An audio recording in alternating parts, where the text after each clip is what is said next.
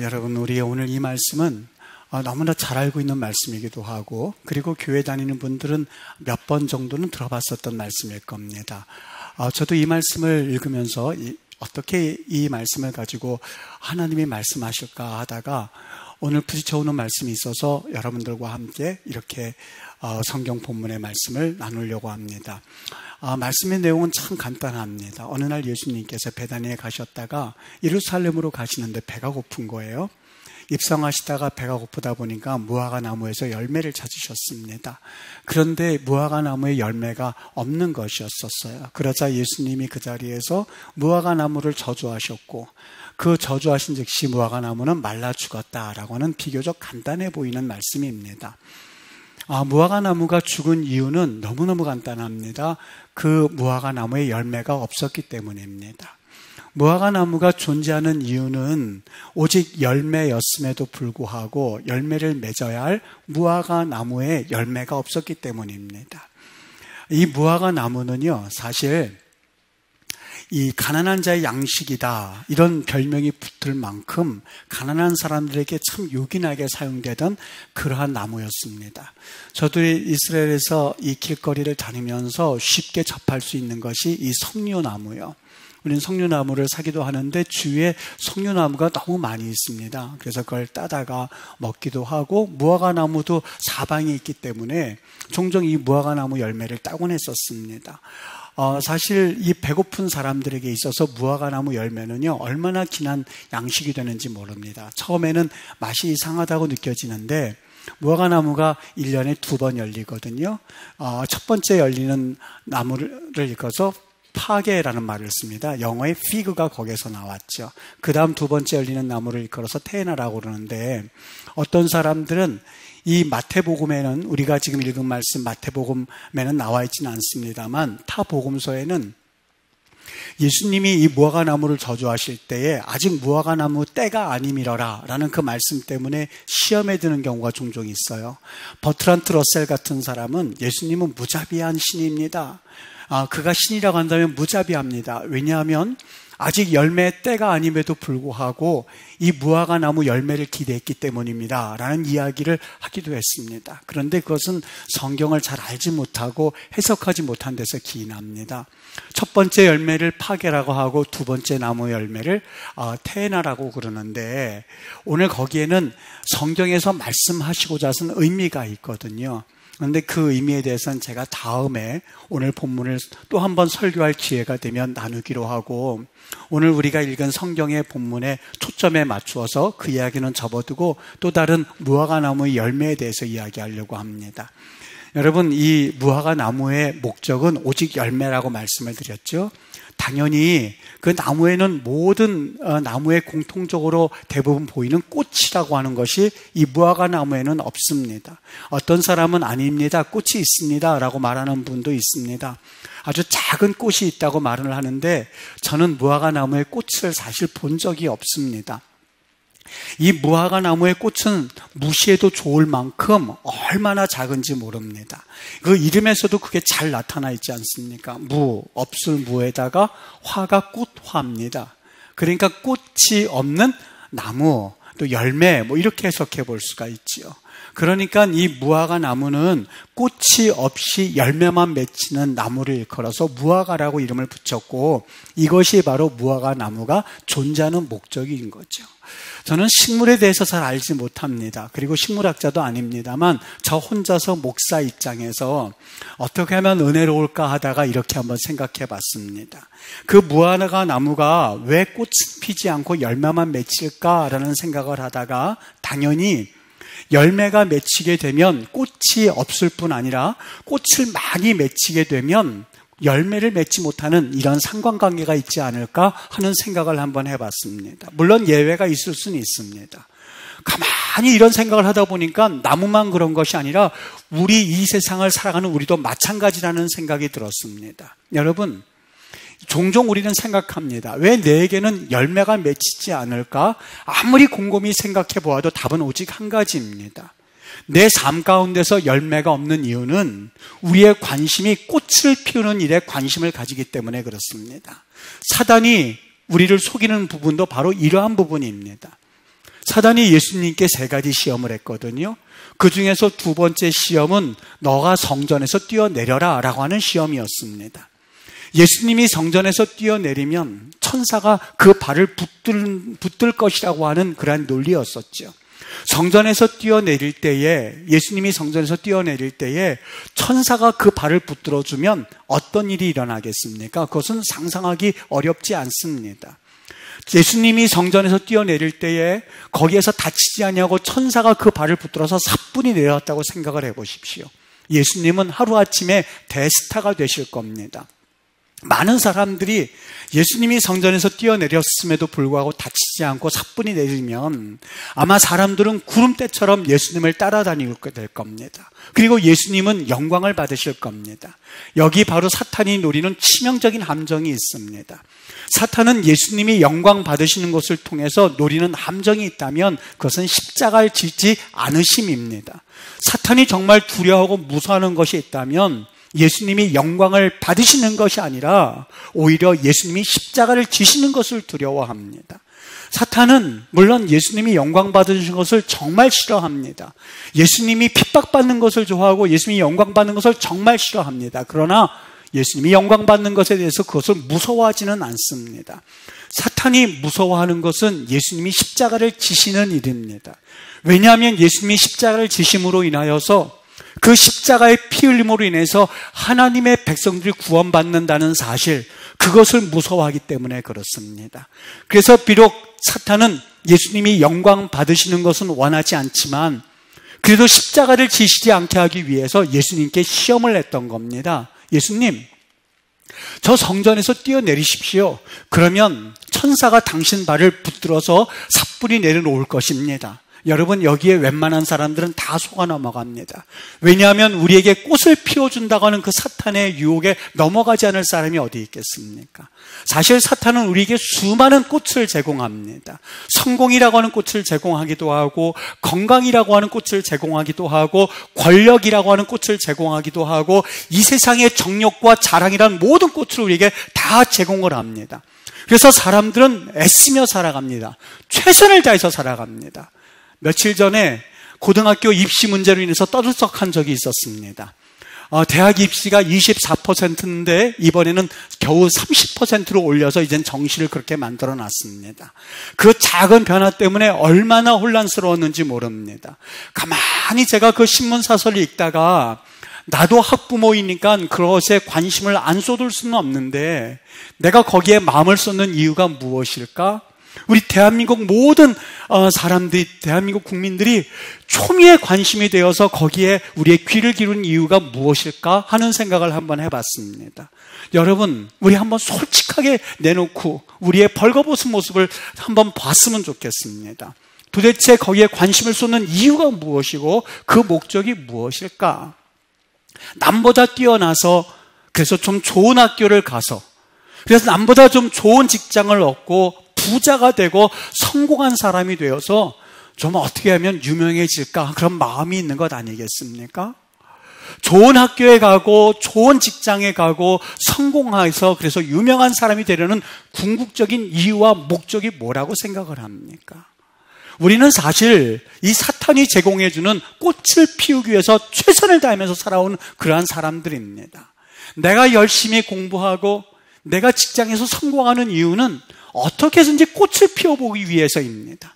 그래도 내가 사람들 앞에서 과오다시를 한번 해볼 수만 있다면, 내가 사람들 앞에 나는 이런 사람이야 하는 꽃을 한번 보일 수만 있다면 내가 그래도 수고한 것과 노력한 것에 대해서 대가를 받을 수 있다고 생각하기 때문에 그렇습니다.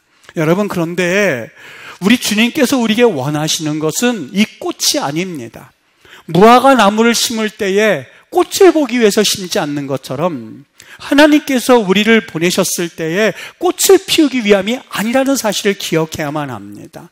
정말 우리는 이 꽃을 피우는 것이냐 아니면 열매를 맺는 것이냐에 대해서 얼마나 많은 사람들이 혼동을 하는지 모릅니다. 사실 목회자인 저서부터 예외가 되지가 않습니다. 여러분 용서하시고 들으십시오.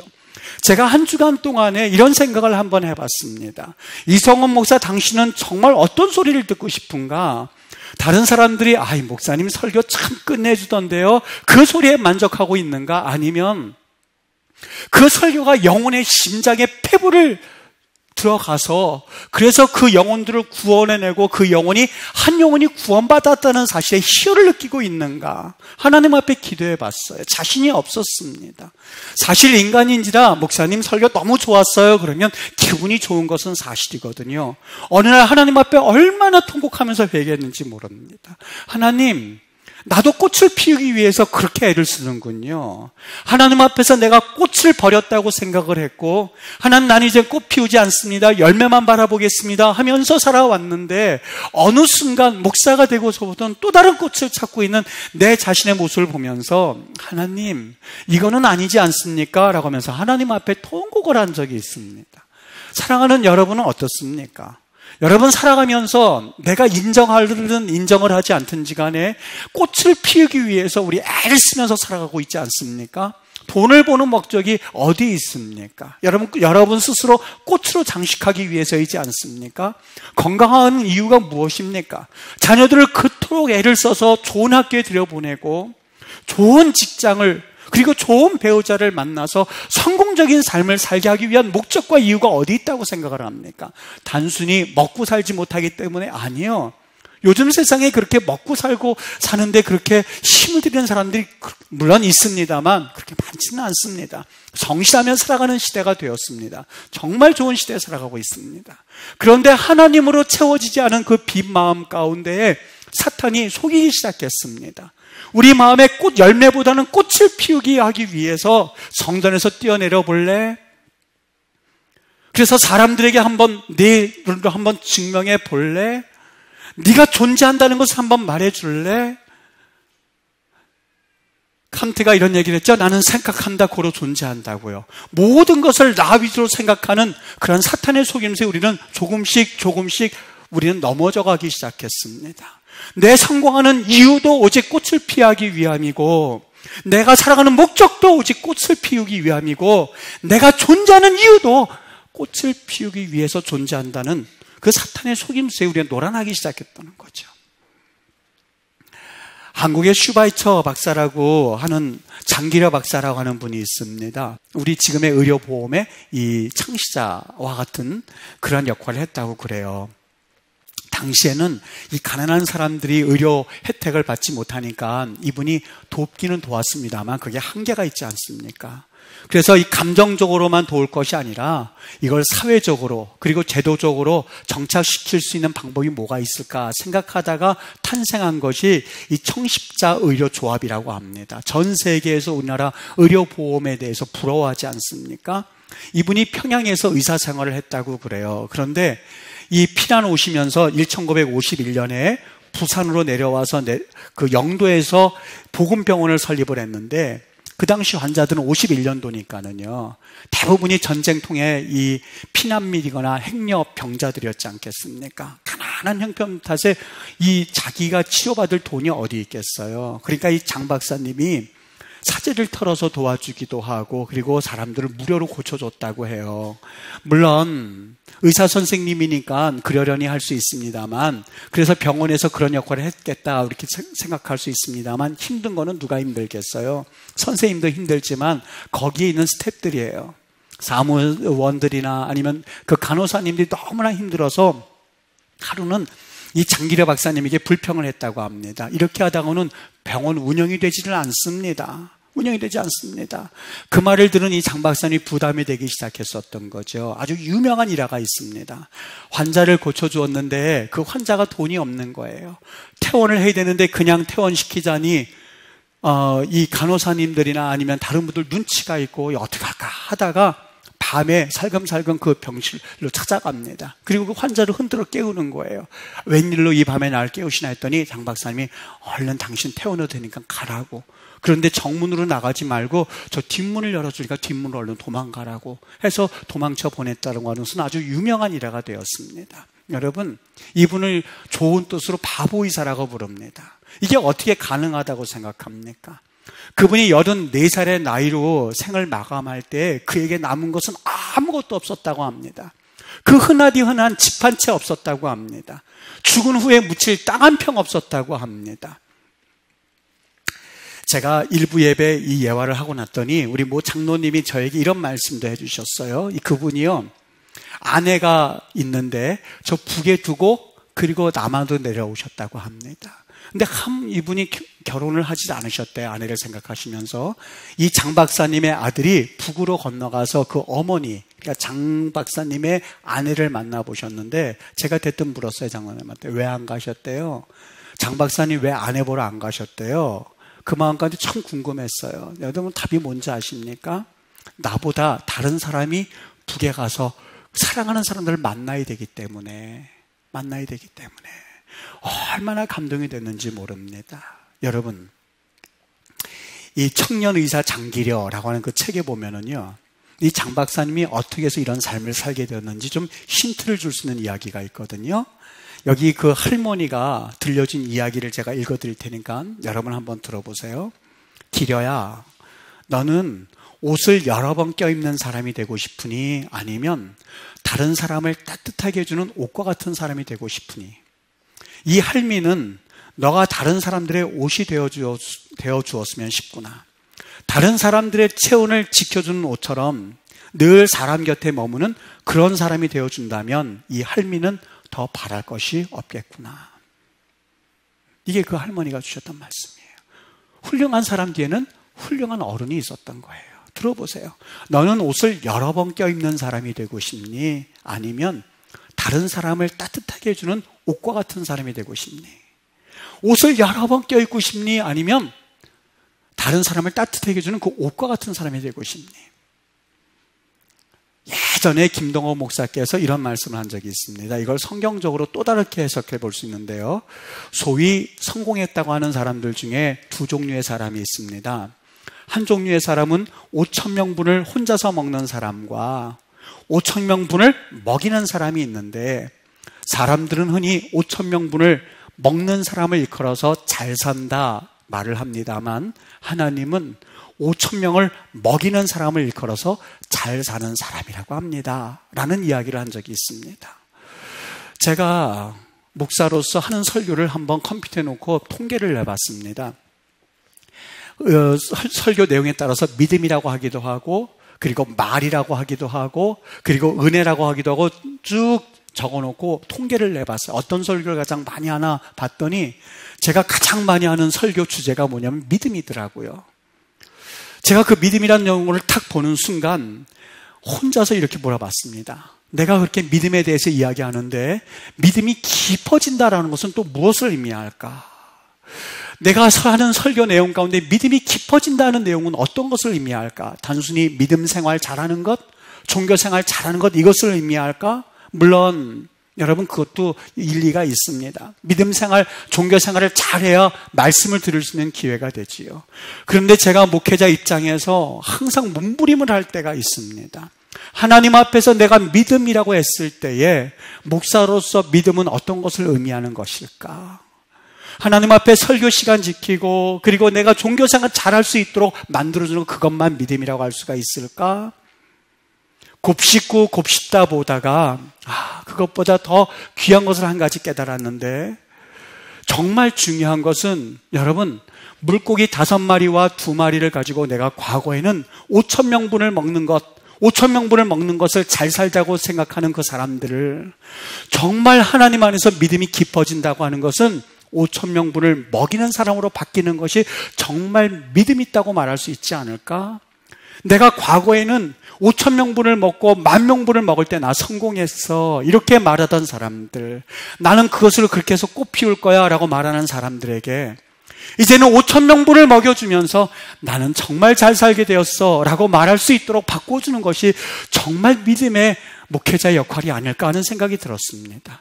여러분, 10년 신앙생활하고 20년 신앙생활하고 30년 신앙생활하고, 내가 10년, 20년, 30년 동안 설교할 때에 설교 내용 가운데 과거에도 내가 5,000명 먹는 것을 성공이라고 여기던 내 가치관이 변하지 아니하고 내가 종교 생활은 하지만, 여러분 5,000명분을 먹고 10,000명분을 먹기를 축복합니다라고 설교한다면 그것은 어떻게 보면 하나님 앞에서 사탄이 속이는 속임수에 불과할 겁니다. 진정으로 잘 산다라고 하는 것은, 진정으로 믿음이 깊다라고 하는 것은, 내가 예수님을 알지 못할 때는 5,000명분을 먹기 위해서 최선 다해서 살았습니다. 10,000명분을 먹기 위해서 나는 꽃을 피웠습니다라는 그러한 삶이었습니다만, 정말 예수 그리스도를 경험하고 나서부터는 내가 이제부터 1,000명을 먹일 수 있게 되었습니다. 내가 이제부터 5,000명을 먹일 수 있는 사람이 되었습니다. 10,000명을 먹일 수 있는 사람이 되었는데, 내가 그것으로 너무 기뻐합니다라고 하는 가치관의 변화가 아닐까라는 생각이 들기 시작했습니다. 여러분, 사람들은 내가 세상에서 5,000명을 먹을 수 있으면 행복한 사람이 되고 만족하게 될 줄 안다고 생각을 합니다만 아닙니다. 성경에선 그렇게 말한 적이 없습니다. 예수님이 너희를 위해서 보물을 땅에 쌓아두지 말라라고 했는데, 그 말의 의미가 무엇일까? 그것은 5,000명분을 먹는 것으로 만족하지 말고 정말 네 안에서 열매를 통해서 5,000명분을 먹일 수 있는 사람이야말로 정말 행복하지 않겠니라는 말씀으로 들려왔어요. 오늘 성경에요, 자세히 한번 읽어보십시오. 예수님이 무화과 나무가 죽은 그 광경을 보면서 제자들이 묻습니다. 예수님, 어찌하여서 이 무화과 나무가 죽었습니까? 저는 그 말씀의 의미가 또 찾아보니까 이 말씀이 how란 뜻입니다. 어떻게 이 무화과 나무가 죽었습니까? 그러니까 예수님이 뭐라고 대답하시죠? 기도하기 때문이란다 라는 말씀으로 정확하게 답변해 주셨어요. 그 말씀을 읽다가 대뜸 무슨 생각이 들었냐면, 왜 제자들은 어떻게 죽은 줄은 분명히 하면서 그 나무가 왜 죽었을까요? 이 질문을 하지 않았을까? 저 같으면 그렇게 질문했을 것 같아요. 당연히 예수님께서 기도하니까 무화과 나무가 죽었죠. 그런데 이 나무는 왜 죽었습니까? 라는 질문을 왜 하지 않았을까? 왜였을까요? 너무 당연했기 때문에 그렇습니다. 열매가 맺지 않았기 때문에 죽었다는 것을 제자들이 너무 잘 알고 있었기 때문에 그렇습니다. 사랑하는 우리 임마누엘 교회 성도님들, 지금까지 우리가 살아가는 모습들을 한 번쯤은 되돌아보아야 할 시기가 되지 않겠습니까?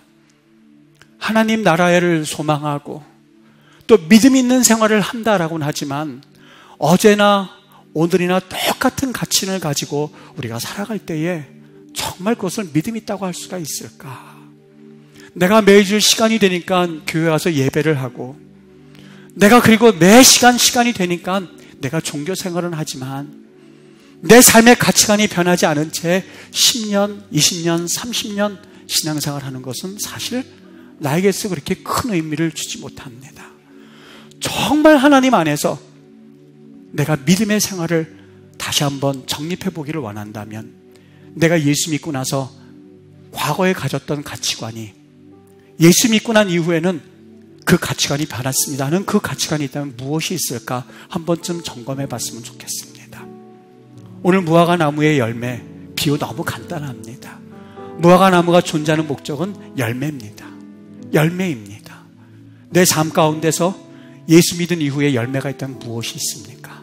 그 열매를 가지고 하나님 앞에 겸손하게 나아가서, 하나님, 이 열매가 더욱더 30배, 60배, 100배의 결실을 맺었으면 좋겠습니다. 5,000명분을 먹이면서 너무 행복합니다 라는 그러한 삶으로 변할 수 있다면, 여러분, 그것이야말로 주님이 우리를 보시면서 심히 좋았더라 라고 하는 칭찬의 말씀을 해주실 겁니다. 우리 주의 은혜 가운데 내 삶을 한번 되돌아볼 수 있는 귀한 한 주가 되실 수 있게 되길 예수님의 이름으로 간절히 축복합니다.